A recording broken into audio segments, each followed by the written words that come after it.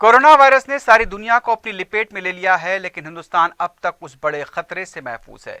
Corona virus की अलामतों और उससे बचने की तदाबीर पर ओवैसी हॉस्पिटल व रिसर्च सेंटर कंचनबाग की जानिब से अवाम में शऊर बेदारी मुहिम की जा रही है।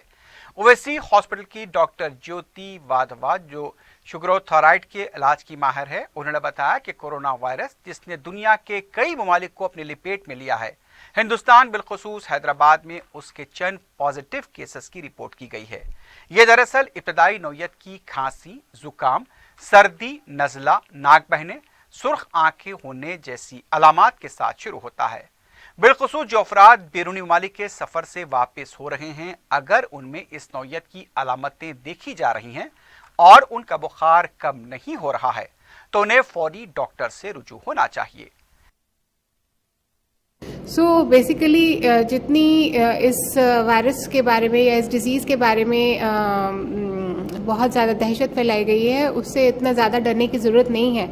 सो सबसे पहले हमें ये समझना होगा कि ये है क्या। So this is basically a virus जो कि कोई भी जो कोल्ड वाला वायरस है उसकी तरह रहता है, उसके सिम्टम्स भी वैसे ही रहते हैं। शुरू में पेशेंट को बुखार आता है और एक नॉर्मल जैसे ज़ुकाम होता है, खांसी, ज़ुकाम, running nose, red eyes, body एक, ये सारी प्रॉब्लम्स हो सकती हैं। लेकिन यूजुअली जो एक नॉर्मल वायरल फीवर में 2 से 3 दिन तक ये सिम्टम्स रहते हैं, कोरोना वायरस में ये आगे प्रोग्रेस भी हो सकते हैं। अगर अपने आप से कई बार वायरस अगर ठीक ना हो तो it can lead to shortness of breath, उसमें निमोनिया हो सकता है पेशेंट को, एंड मोर्टेलिटी के चांसेस रहते हैं जो कि यूजुअली 10% से भी कम रहते हैं। सो कब इस डिज़ीज़ को सस्पेक्ट करें? कभी भी कोई भी पेशेंट जिसने अभी रिसेंटली एयर ट्रेवल किया है, कोई भी ऐसे जो कांटेक्ट में आया है, पेशेंट जो कि फॉरेन रिटर्न है या फिर चाइना से आप अभी रहकर आए हैं, तो विद इन 2 वीक्स अगर आपको कुछ भी फीवर या वायरल फीवर जैसे सिम्टम्स होते हैं तो आपके दिमाग में थोड़ा सा सस्पिशन इसके लिए रहना चाहिए। और कभी भी ऐसे लगे कि 3 दिन 4 दिन के बाद भी फीवर लगातार बढ़ता जा रहा है और ठीक नहीं हो रहा, तो आपको अपने जल्दी से जल्दी अपने नज़दीक के हॉस्पिटल में जाके उसके लिए टेस्ट कराने चाहिए। लेकिन साथ ही साथ इससे बचे कैसे? सो बेसिकली उसके लिए आपको कोई बहुत क्राउडेड स्पेस में जाने से अवॉइड करना है। जो एक नॉर्मल हाइजीन के लिए जो हमें एहतियात बरतने होते हैं, खाने से पहले हमें धोने होते हैं।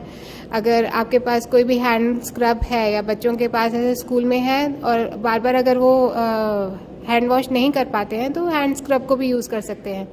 सो मेन जितने भी इसमें प्रिवेंटिव मेजर्स हैं उसमें से हाथों का जो हाइजीन है वो सबसे ज़्यादा इम्पॉर्टेंट है। सो बार बार जो है हैंड वॉश रखें। कोई भी पेशेंट जो आपको ऐसे लगता है कहीं आप ट्रैवल कर रहे हैं, बस में जा रहे हैं या फिर एयर ट्रैवल कर रहे हैं, तो अपने साथ जो है मास्क लेके जाएं।